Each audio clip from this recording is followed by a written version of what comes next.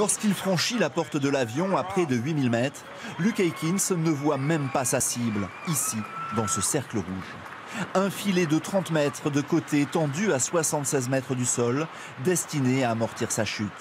7620 mètres d'altitude, c'est la hauteur de 23 tours Eiffel, plus que le Mont Blanc, à peine moins que l'altitude de croisière d'un avion de ligne. Pourtant, ce cascadeur de 42 ans, entraîneur des forces spéciales américaines, s'élance avec un masque à oxygène, une caméra, mais sans parachute. Je m'entraîne pour ça depuis 2 ans. J'ai consacré ma vie à la chute libre et je veux repousser les limites. Pour le maintenir sur la bonne trajectoire, 3 parachutistes l'accompagnent.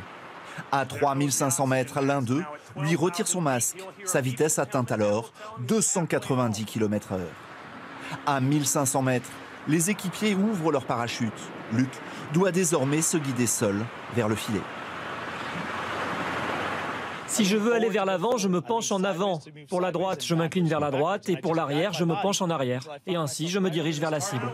Cela paraît simple, mais la moindre erreur peut être fatale. Les derniers instants sont les plus délicats.